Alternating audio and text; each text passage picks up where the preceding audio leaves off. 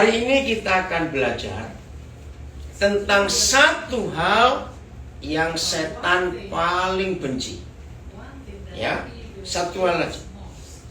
Setan tidak benci banyak hal. Cuma satu hal saja. Siapa bisa sebut? Apa itu? Marahin anak setan. Kenapa? Marahin anak setan. Marahin anak setan. Bukan. Worship. Bukan. Hanya ada satu yang setan paling benci. Bukan cuma nggak suka, benci. Dan itu yang terus dirusak. Dan setan berhasil. Ini yang menyedihkan. Setan berhasil merusak yang dia benci. Satu lagi, siapa? Keluarga. Tidak ada hal lain yang setan benci kecuali keluarga. Kenapa? Institusi atau lembaga pertama yang Tuhan bentuk di bumi ini bukan negara, bukan pemerintahan, ya, bukan negara, ya, bukan lembaga ekonomi, bukan lembaga kesehatan, tidak, tapi keluarga. Betul tidak? Yes. Begitu Kejadian 1 ditulis, maka keluarga. Kenapa? Nah, tolong sampaikan kepada sebanyak-banyaknya saudara dan teman kita. Sampaikan. Jangan mencari Tuhan di dalam agama. Pasti tidak ketemu. Saya ulangi. Jangan mencari Tuhan dipanggil. Oh ya. Jangan mencari Tuhan di dalam agama. Gak akan ketemu. Apalagi hari-hari ini, saudara melihat agama itu kesetanan semua. Betul nggak? Agama itu kesetanan semua. Termasuk Katolik, Kristen, sama gilanya. Maaf saya berkata. Betul? Lalu cari Tuhan di mana? Nah, ternyata Tuhan ada di rumah. Tuhan ada di rumah. Maka itu bangsa apa saja, any nations, bangsa apa saja. Kalau bicara family, keluarga, itu cuma ada satu pilihan di antara dua.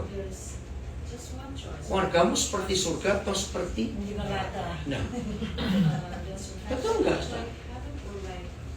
Hell, nggak usah ragu-ragu. Betul nggak, saudara? Aneh loh. Mau orang agama apa, bangsa apa, kalau ngomong keluarga, itu pasti nyebut kayak surga, seperti surga atau seperti neraka. Nah, jadi Tuhan itu bisa diketemukan di rumah, bukan di gereja, bukan di agama apa saja. Ya, saya tanya lagi. Kita bisa berlaku pura-pura, berlaku munafik itu di rumah atau di gereja? Gereja. Jangan kenceng-kenceng. Betul enggak? Nah, kalau di rumah munafik sama siapa? Enggak lucu. Iya. Saudara, ingat 4 Injil, ya, Matius, Markus, Lukas, Yohanes, jelas tertulis Tuhan Yesus sengit, kata sengit ya, enggak suka betul dengan orang munafik. Tuhan Yesus lebih bisa kumpul dengan orang-orang berdosa. Dan pada waktu itu orang-orang berdosa itu ditolak masuk ke gereja. Kalau saya pakai istilah gereja, baik suci. Betul nih. Tapi Tuhan Yesus bisa kumpul mereka. Dan mereka tidak takut bertemu Tuhan Yesus.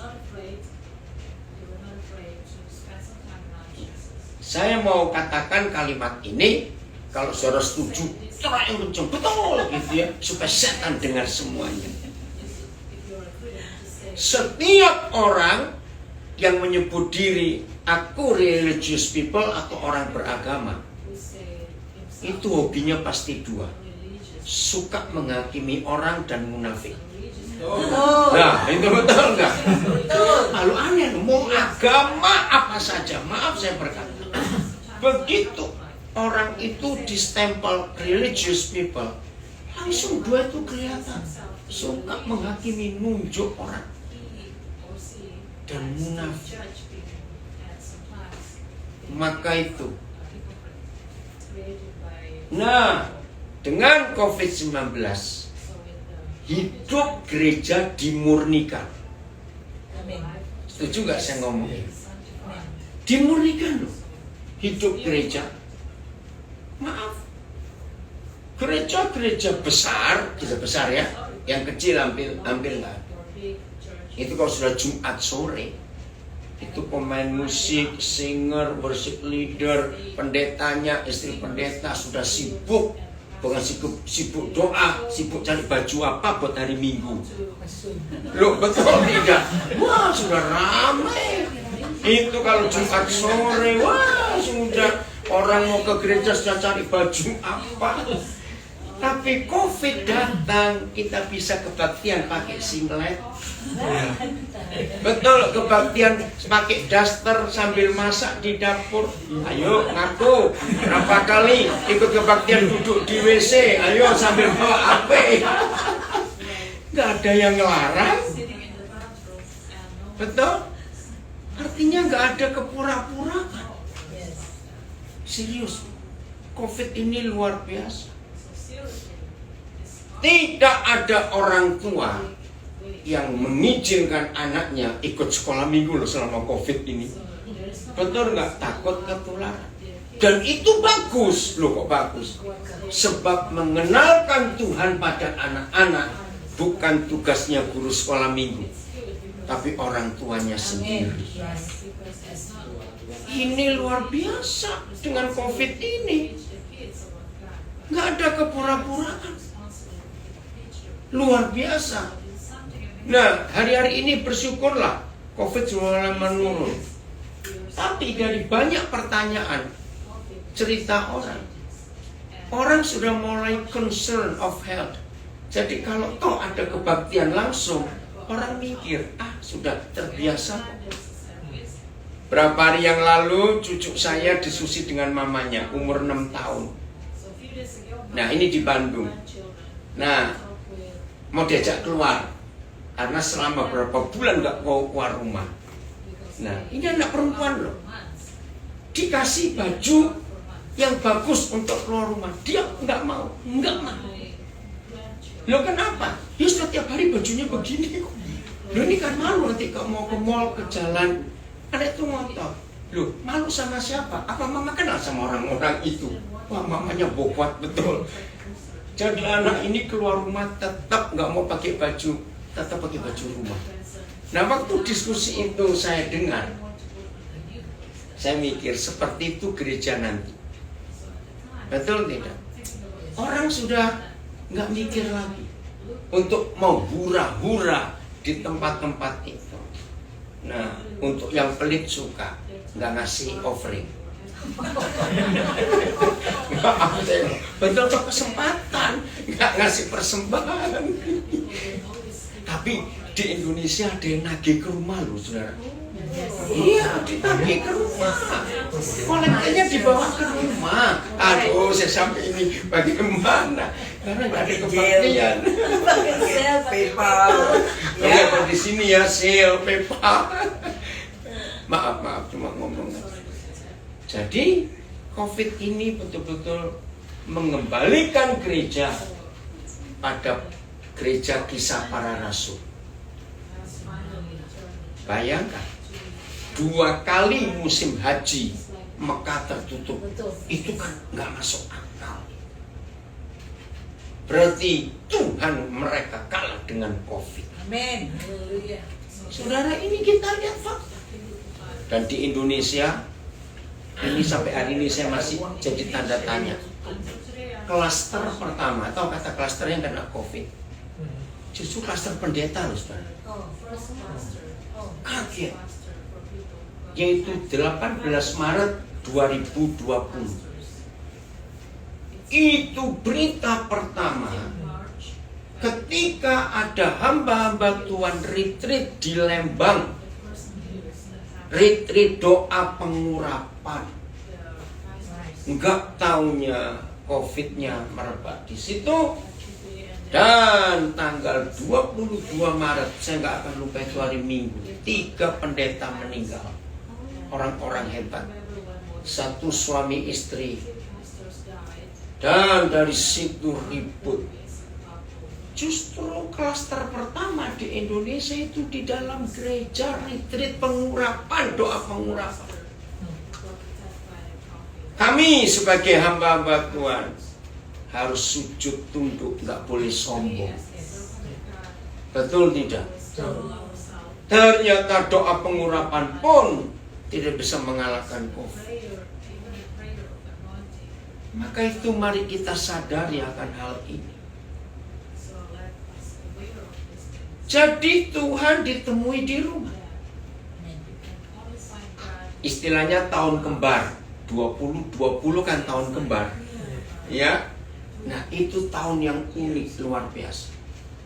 Dari Maret 2020 sampai berapa bulan itu, suami istri dipenjara di rumahnya sendiri. Ngerti nggak? Belum pernah loh dalam hidup pernikahan di dunia suami istri begitu lama tinggal serumah. Betul? Nah, ada 2 hal yang terjadi. Makin harmonis atau makin bubar. Maka itu setelah berapa bulan COVID menjalan, ternyata perceraian banyak malahan.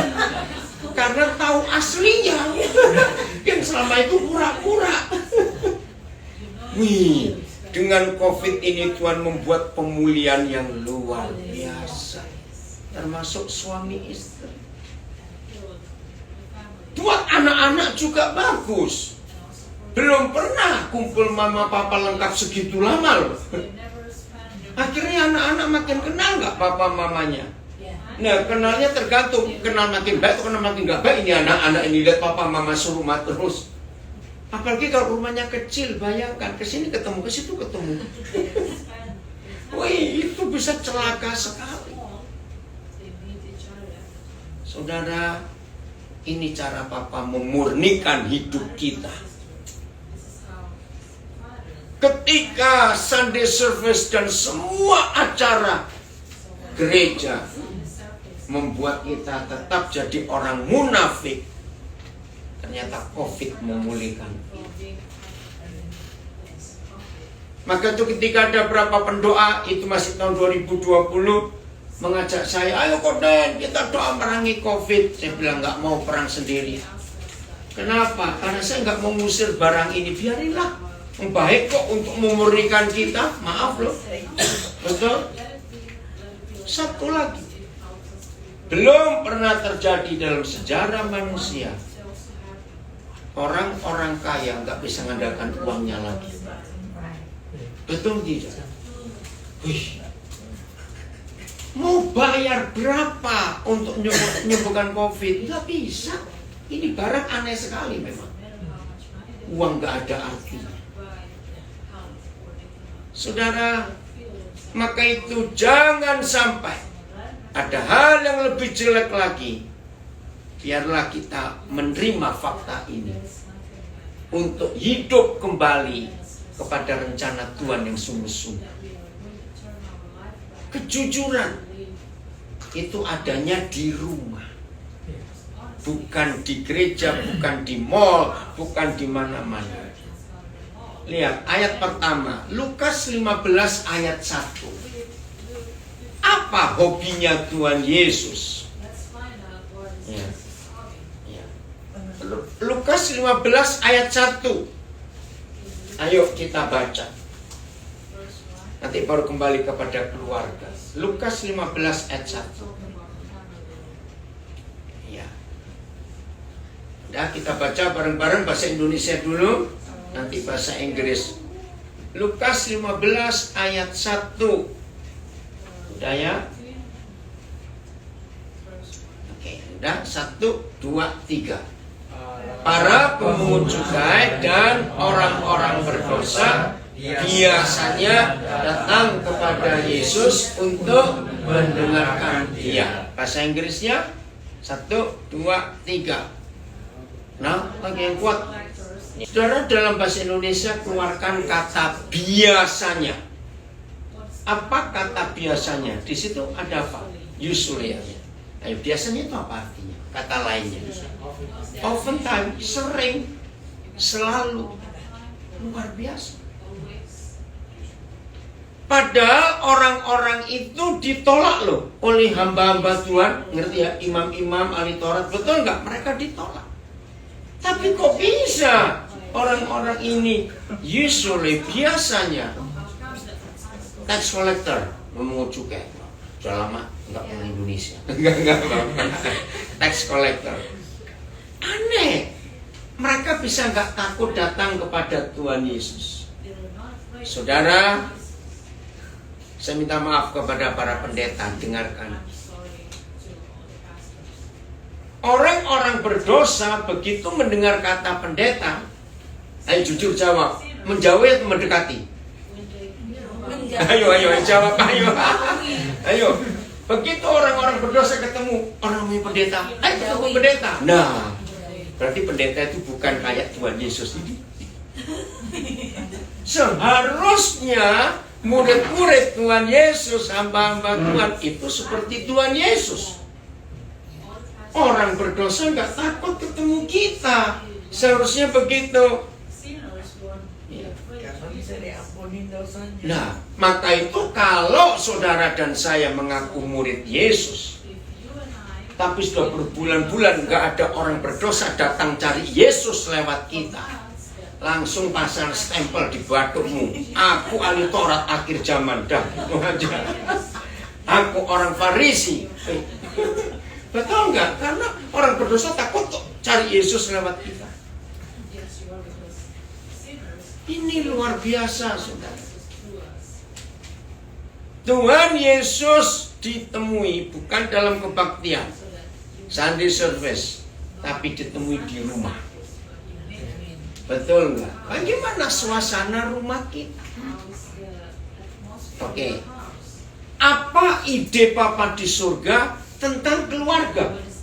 Nah, apa ide Papa di surga tentang keluarga? Kita lihat Kejadian 2 ayat 8. Kejadian 2 ayat 8. Ini ide Papa di surga tentang keluarga. Baca sama-sama Indonesia dulu. 1, 2, 3. Selanjutnya Ya, membuat taman Eden di sebelah timur. Di situ ditempatkannya manusia, dibentuknya. Ya, bahasa Inggris. And the Lord God planted the Yeah. garden of his word Ya, yuk cepat. in Eden, and there he put the man whom he had formed. Ya, saya mau ganti. Boleh nggak saya ganti? Tuhan menempatkan Adam dan Hawa di taman itu. Loh, boleh nggak saya tanya? Loh, saya tanya, boleh nggak diganti? Tuhan menempatkan Adam dan Hawa di taman itu. Loh, iya atau tidak? Jawab. Ya, sudah jawab gitu ditanya. Nah, itu kan family, itu kan keluarga. Betul? Saudara, ini yang mengagumkan. Ide Papa di surga, semua keluarga itu harus tinggal hidup di sebuah suasana taman, garden. Ayo, tiap kali kita mendengar kata garden, taman, muncul apa? Cepat, 5. Bunga, apalagi? Pohon. Ayo, apalagi cepat? Ya, luas, suasana nyaman. Ayo, taman. Apa?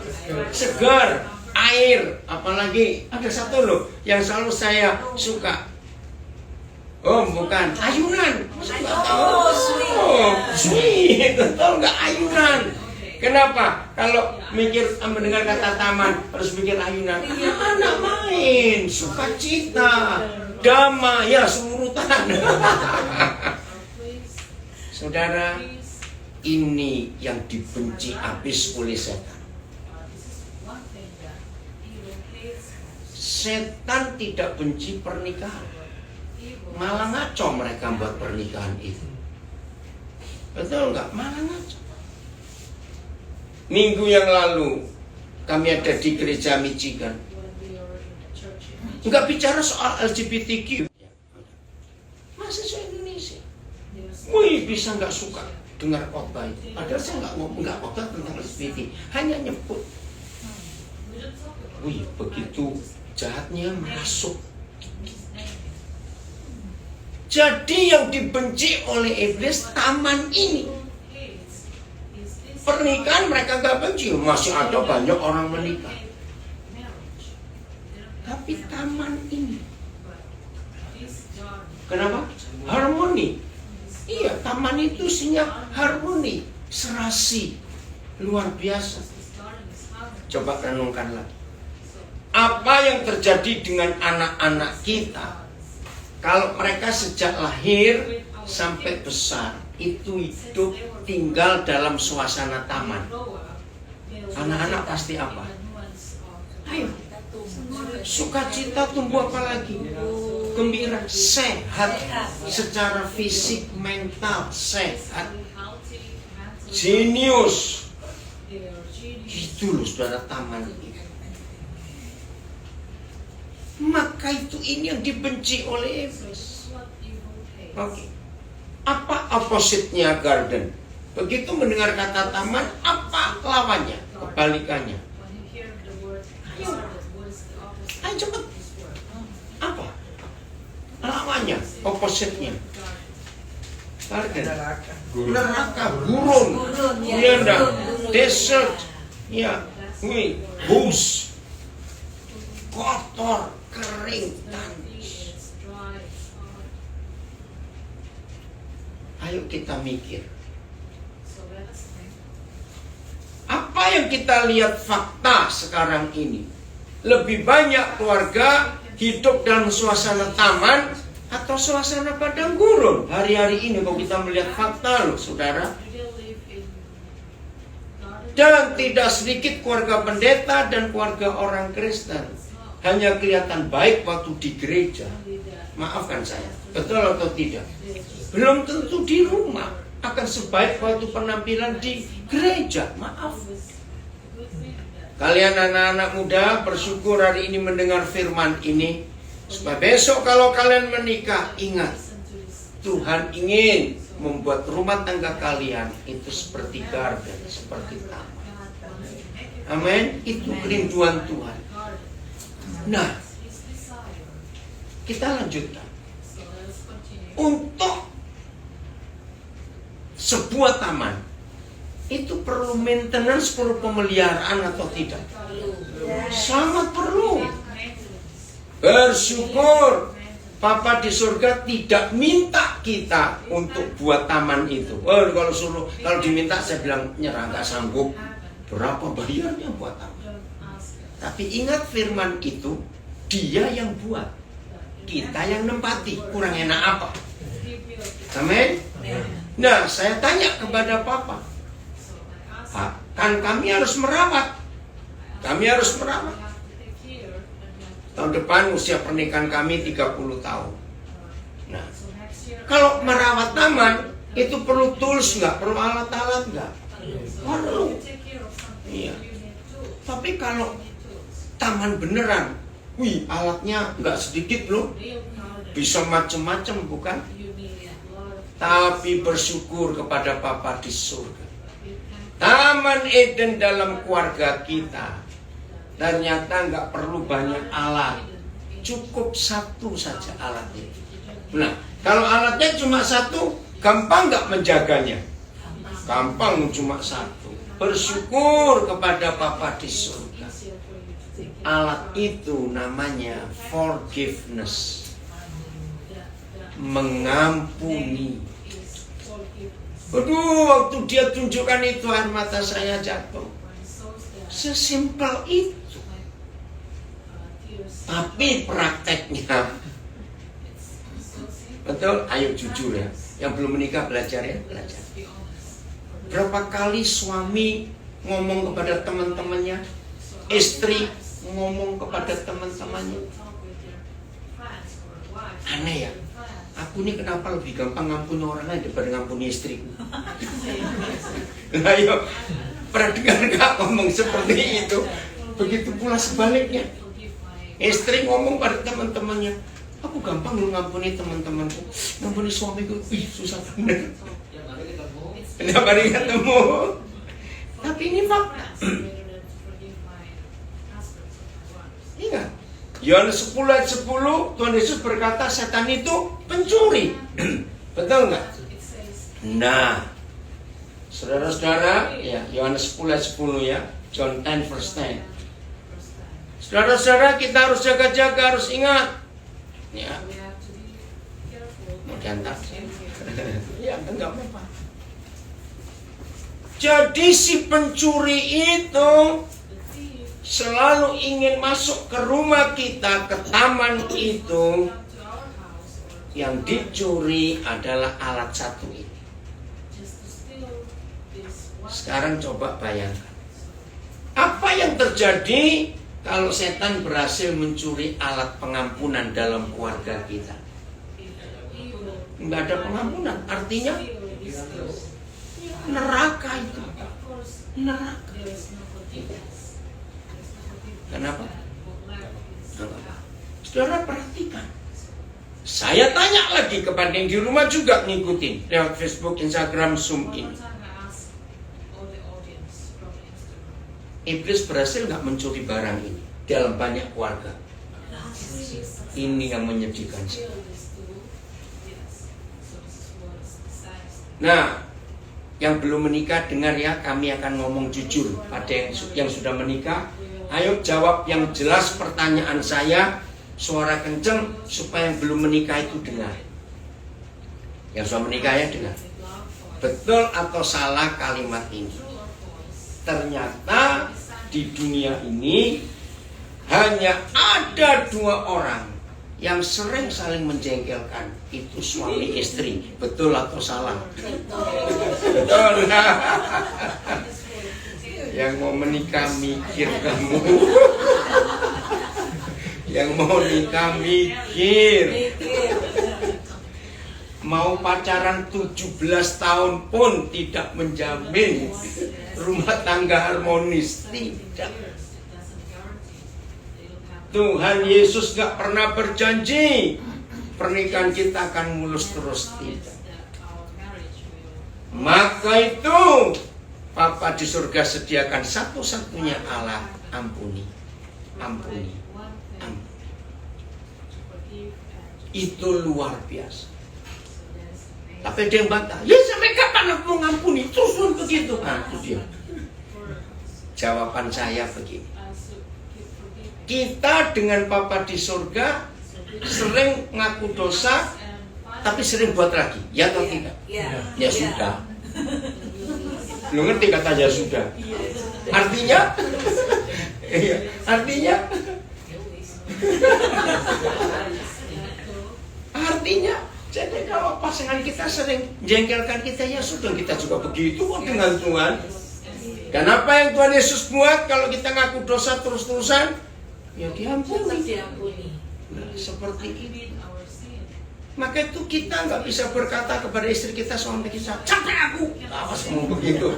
Bosan aku, awas ngomong begitu. Terus kalau capek, bosan mau menikah lagi. Ayo, sama. Mau menikah dengan siapapun, sama. Maka itu Alkitab punya kesimpulan, kalau orang ingin menikah aman, menikahlah dengan mayat, dengan corpse. Loh bener loh saudara. Betul nggak? Kalau menikah mayat itu aman, karena mayat nggak bisa tersinggung, nggak perlu duit, nggak perlu apa-apa. Jadi alat ini penting kita miliki dalam keluarga kita. Apa tadi alatnya? Mengampuni, forgiveness. Hanya Tuhan Yesus. Tidak ada orang lain di dunia ini yang mengajarkan lewat Matius 7 ayat 22. Berapa kali kita mengampuni? Nah, salah itu. Bukan 70 kali 7. Baca baik-baik. Berapa kali kita mengampuni? Matius 18 ayat 22. Nah, 70 kali 7 kali. Nah, 77 times. Bukan 70 times 7. Bukan. 70 kali 7 kali. Jadi 70 kali 70 kali 70 kali sampai 7 kali. Ada yang punya kalkulator bisa ngitung berapa miliar itu? Saudara, kenapa Tuhan Yesus mengatakan itu? Ada dua, kita nggak bisa ngitungi, capek. Artinya mengampun itu terus. Hanya Tuhan Yesus yang ngajar. Maka itu setan paling suka mencuri alat ini. Karena begitu suami istri tidak mengampuni, the next second, detik berikutnya, taman itu rusak, hancur. Betul tidak? Langsung berubah suasana. Menakutkan sekali. Betul, atmosfernya berubah. Oke, saya lanjutkan. Semua kita tidak suka disalahkan dan disalahi. Bahasa Inggrisnya bagaimana ya? Disalahkan dan disalahi. Gimana, Ci? To be blamed and satunya disalahkan dan disalahi. To blame. Oke, to blame and to be blamed. Betul nggak? Nggak ada loh. Kita mau disalahkan atau disalahi. Betul? Lu coba jawab ya atau tidak? Itu manusia. Tapi sebelum kita mengekspresikan ketidaksukaan kita kepada pasangan kita, ya, perhatikan, sebelum kita mengekspresikan ketidaksukaan kita kepada pasangan kita yang nyalakan kita dan nyalai kita, sebelum melampiaskan ekspresi, ayo kita mikir. Kita pernah buat gitu nggak pada dia atau pada orang lain? Ya, jawab dulu dong. Kita pernah buat gitu nggak pada dia atau pada orang lain? Jawab dulu. Loh, ayo. Wih, kalau jawab enggak, itu bukan orang itu. Loh, betul? Oke, kalau saudara masih sombong, saya tunjukkan ini. Sebelum kita mengoreksi salahnya orang lain, termasuk istri atau suami kita, berani nggak kita koreksi diri sendiri? Kemarin-kemarin kita pernah salah nggak? Ayo, ngaku. Loh, pernah salah nggak? Cepat jawab. Salah, sering. Enak kalau cuma pernah. Loh, betul nggak? Sering, jangan sombong loh. Betul? Hari ini bisa salah nggak? Sering juga, kok bisa terus. Loh, itu manusia loh, betul? Bukan tanpa sadar, bagaimana tanpa sadar? Sadar. Oke, dengar yang ketiga. Besok akan salah nggak? Pasti. Nah, dengar. Kalau kita sadar kemarin sering salah, hari ini pasti bisa salah, besok juga akan salah. Beri saya pilihan 2 kata. Orang seperti ini lalu nyalakan yang di sebelah. Ini sadis atau biadab? Sebutkan, Buster, nggak apa-apa kata itu. Lu serius lu? Lu sebut. kita ini sadis atau bastard. Maaf saya pakai kata jelek itu. Ngaku cepat. Loh, ayo. Ya itu apa? Harus jelas. Bukan.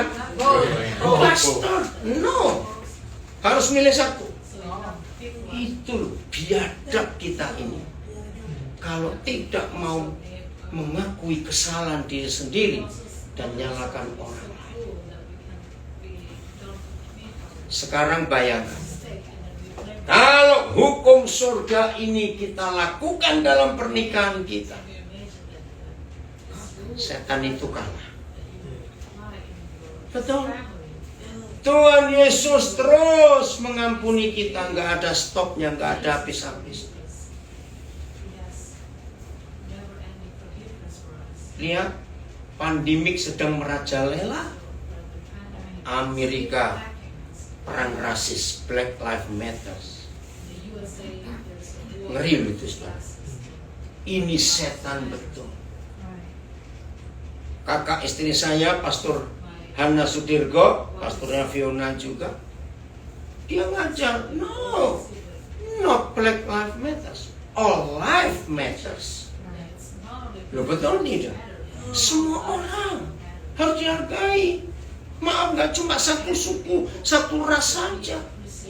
Maka itu kalimat itu berbahaya. Saudara ingat itu. Kenapa dunia begitu kacau? Karena pengampunan ini diambil oleh iblis. Maka itu pengajaran tertinggi, doktrin yang benar dari Tuhan Yesus kepada manusia adalah mengampuni. Mengampuni, tidak ada yang lain. Ingat konsep doa Bapa kami. Ampuni kesalahan kami seperti kami mengampuni orang yang bersalah kepada kami. Kalau itu ada dalam keluarga, wih, luar biasa. Ayat terakhir, Matius 18, ayat 19 dan 20. Matius 18, ayat 19 dan 20. Saudara yang ngikuti di mana saja, ayo bagikan firman ini. Apalagi yang di Instagram dan di Facebook, itu bisa saudara ambil dan bagikan, ya. Ambil rekamannya dari Facebook dan Instagram. Bagikan kepada banyak orang. Dunia akan berubah. Oke, kita baca. 1, 2, 3. Dan lagi ada berkata kepadamu, jika dua orang daripada pemimpinnya ini sepakat meminta apapun juga, permintaan mereka itu akan dikabulkan oleh Bapa. Oke, stop ayat 19 dulu. Ini luar biasa. Ternyata tidak sembarang dua orang, tetapi dua orang yang make agreement, one accord, sepakat. Nah, di dalam bahasa Indonesia kata sepakat itu harus ada hukum, ada perjanjian, betul? Nah, dua orang yang sepakat itu hanya suami istri. Maka itu kalau saudara ke notaris atau cari buat perjanjian, kontrak atau apa saja, harus ada janji yang diucapkan, lalu ada saksi. Betul tidak? Nah, buka Maleakhi 2:14. 14. Satu-satunya peristiwa Tuhan hadir menjadi saksi Maleakhi. Ya. Itu waktu kita menikah. Maleakhi 2:14. Coba lihat. Maleakhi 2:14. Sudah, kita baca 1, 2, 3. Dan kamu bertanya, oleh karena apa? Oleh sebab Tuhan telah menjadi saksi antara engkau dan istri masa mudamu yang kepadanya engkau telah tidak setia. Ada Dialah teman sekutumu dan istri seperjanjianmu. Ya, bahasa Inggrisnya yang kenceng. You ask why? It is because the Lord is the witness between you and the wife of your youth. You have been unfaithful to her, though she is your partner, the wife of your marriage companion. Nah, marriage covenant. Banyak ayat di Alkitab yang memberitahu kita Tuhan hadir memberkati. Ebenezer, masih ingat? Sampai di sini Tuhan menolong kita. Dia hadir menyembuhkan, Dia hadir memberi minum, Dia hadir banyak sekali. Tapi tolong dicatat, hanya satu kali Dia hadir bear witness as a witness ketika kita menikah. Ini luar biasa. Ayat 16, kalimat pertama, Maleakhi 2. Wih, tidak ada statement seperti ini di buku apapun di dunia. Hanya ada di The Bible statement ini. Kalimat pertama, 1, 2, 3. Sebab aku membenci perceraian. Cukup. Ya, bahasa Inggrisnya? The man who hates and divorces his wife. Oh, the man ya, hate, divorces. Ya. Saudara perhatikan. Di dunia ini lebih 7 juta judul buku loh. Lebih. More than 7 million titles. Tapi hanya satu buku yang ada pernyataan sebab aku membenci perceraian. Nggak main-main loh. Kenapa setan membenci keluarga? Karena setan ingin merusak anak-anak. Kiamat buat anak-anak itu bukan nggak bisa makan, bukan gempa bumi, bukan gunung meletus, bukan tsunami. Kiamat buat anak-anak kalau mereka mendengar begini kata papa mamanya. Kamu mau milih papa atau mama? Betul nggak, saudara? Itu kiamat buat mereka. Anak-anak nggak bisa milih salah satu. Maka itu Tuhan kita benci perceraian. Kenapa? Karena Dia hadir waktu kita menikah. Berarti kamu main-main dong. Ih, luar biasa. Nah, karena dua orang ini ada vow, ya, ada janji, maka itu tidak ada agama lain yang mempunyai terminologi holy matrimony kecuali gereja. Cari agama apa saja tidak ada kata pernikahan kudus, hanya gereja. Di mana kudusnya? Karena satu suami, satu istri. Ini luar biasa. Maka itu saudara, Tuhan hadir di hidup kita. Ini yang perlu kita ketahui dalam hidup ini. Tapi bacanya jangan kecepatan loh. Aku menjadi saksi antara engkau dengan istri masa mudamu. Jangan diganti istri mudamu. Beda jauh gitu. Ya, istri masa muda. Oh, ini luar biasa. Saudara, maka itu Tuhan itu hebat sekali dalam hidup kita menjaga. Kalau ada di antara kita yang belum tahu firman ini, biar hari ini kita tahu. Nah, jadi kata sepakat di ayat 19 Matius 18 karena ada janji pernikahan. Nah, begitu ada kesepakatan, kembali ke Matius 18. Apapun yang diminta, apapun loh. Ya, jadi unlimited. Enggak terbatas. Apa saja. Wih, saya kaget.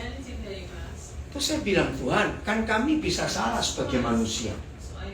Nah, misalnya dia minta gajah 2, pesawat 1, mau taruh mana? Apa Tuhan kabulkan juga? Jawabannya ternyata begini. Kalau suami istri yang benar, maka permintaannya nggak akan aneh-aneh. Iya, betul. Betul ya? Hanya seputaran keluarga, untuk anak-anak, untuk ya terus seputaran keluarga. Itu yang dijamin oleh Papa. Minta apapun juga akan dikabulkan. Luar biasa. Nah, pertanyaannya, kalau keluarga seperti ini, ada nggak masalah yang nggak pernah selesai? Ayo mikir.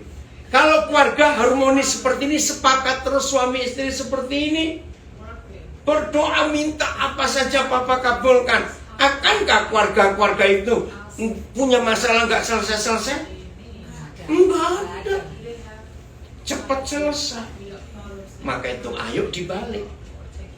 Kalau dalam keluarga kita ada banyak masalah nggak selesai-selesai, berarti kita dua iya, musuhan itu aja. Musuhan di rumah. Tapi masih tidur setempat tidur. Itu namanya musuh dalam selimut. Betul enggak? Karena nggak berdamai. Apa yang terjadi kalau kita suami istri sepakat terus seia sekata? Iya, lihat ayat 20 Matius 18. Wah, luar biasa. Biarlah semua kita yang sekarang kumpul, nanti kalau kita pulang, ayo keluarga kita lihat. Ya, yang di rumah, mari kita jujur pada diri kita sendiri. Ayat 20 Matius 18. 1, 2, 3. Sebab di mana dua tiga orang berkumpul dalam namaku, di situ aku ada di tengah-tengah mereka. Haleluya. Bahasa Inggrisnya, please. 1, 2, 3. Ayo cepat. For where 2 or 3 gather in my name, there am I with them. Amin. Then I may with them. Nah, terjemahan betul begini. Sebab di mana ada 2 orang berkumpul dan orang-orang ketiga berkumpul dalam namaku, maka di situ aku ada di tengah-tengah mereka. Nah, 2 orang di ayat 20 adalah 2 orang di ayat 19. Siapa tadi? Suami istri. Lalu ada orang-orang ketiga. Siapa? Anak-anak. Wih, pinter kamu. Anak-anak. Jadi papa mama yang harmonis sepakat ngajak kumpul anak-anak dalam nama Yesus. Itulah gereja. Lo betul nggak? Itulah gereja. Maka itu pandemik ini, ayat ini hidup lagi. Karena kita nggak bisa ke gereja bareng-bareng seperti yang dulu. Ya kumpul di rumah, bukan? Wih, luar biasa. Tuhan Yesus hadir. Nah, pertanyaan saya, kalau keluarga-keluarga seperti itu ada Tuhan Yesus di tengah-tengahnya, dengar, setan goblok dan setan nekat berani masuk nggak? Apa terjemahnya setan goblok, setan nekat? Ayo, berani masuk nggak? Iya, nggak mau, betul? Nah, kalau yang goblok dan yang nekat bisa mikir, nggak berani masuk, maka setan pintar lebih bisa mikir, pasti nggak berani masuk. Ngerti nggak maksud saya ini? Nggak ngerti nggak apa-apa, nanti makan pokoknya. Saudara, ini pertanyaan penting. Setelah kita membaca 2 ayat ini, tolong mikir jawabnya. Berarti kita suami istri Kristen ini lebih mudah ngundang setan atau lebih mudah ngundang Tuhan Yesus? Ngerti nggak pertanyaan? Ini pertanyaan penting loh. Ayo jawab. Undang-undang setan. Aduh Tuhan. Belum betul. Ini fakta. Iya, benar kan? Ini fakta. Lu sih. Loh, fakta loh saudara. Aduh, waktu dia ngajari saya, ya betul juga. Maka pertanyaan kedua lebih gila lagi. Menurut ayat ini berarti keluarga-keluarga Kristen lebih mudah ngusir Yesus atau lebih mudah ngusir setan? Ide. Iya, lebih mudah ngusir Yesus atau lebih mudah ngusir setan? Ngusir Yesus. Kurang ajar betul. Ih, ngeri. Maka itu tidak mengampuni suami, tidak mengampuni istri. Anak-anak jadi korban pertama. Betul? Kalau kita papa mama nggak mengampuni, anak-anak jadi korban loh. Mereka rasa nggak kita nggak akur? Rasa sekali.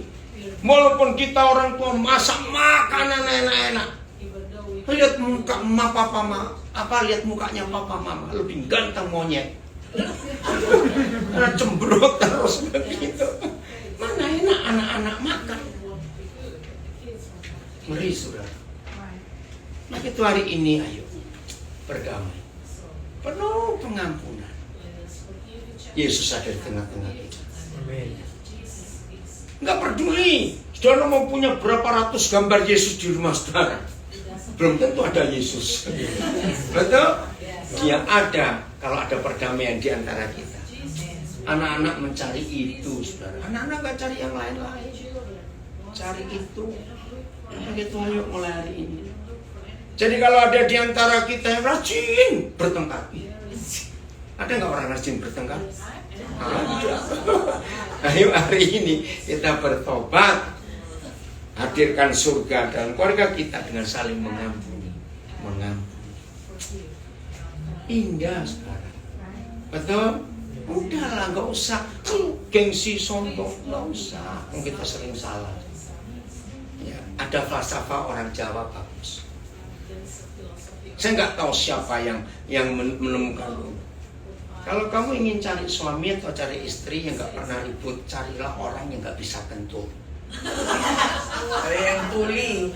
Nggak, kalau tuli bisa gegeran. Saya pernah punya tetangga bisu tuli ribut. Bayangin, justru celakanya mereka ribut, orangnya nggak dengar. Mereka nggak dengar, teriak-teriak sendiri. Tapi tetangga yang dengar. Ayo. Kenapa orang Jawa punya falsafah kalau ingin cari suami atau istri yang nggak bisa ribut, cari nggak bisa kentut? Saya jawab, kenapa? Nggak tahu. Bukan orang. Dia kok susah bukan orang. Loh, saudara nggak bisa kentut itu ke dokter loh, mahal loh. Jangan anggap enteng loh, betul tidak? Yang nggak punya insurans bahaya itu. Karena kalau nggak bisa kentut, metabolisme tubuh kita nggak beres. Betul nggak? Jadi istri kita, suami kita bisa kentut nggak? Ya sudah, kita juga bisa kok, ya sudah. Begitu jangan ribut. Mengampuni, aduh bahagia sekali kalau kita bisa mengampuni. Indah bukan? Betapa bahagianya anak-anak kita kalau seperti ini. Senang anak-anak kita bisa di rumah karena lihat papa mamanya harmonis. Oke? Hadirkan surga. Ayo kita rawat kembali Taman Eden. Kalau istilah pakai plesetan bahasa Jawa bagus. Kalau bukan Taman Eden keluarga kita, berarti Taman Edan. Crazy Garden. Oke? Baik, Tuhan Yesus luar biasa untuk kita semuanya. Ya, tepuk tangan dong. Saya minta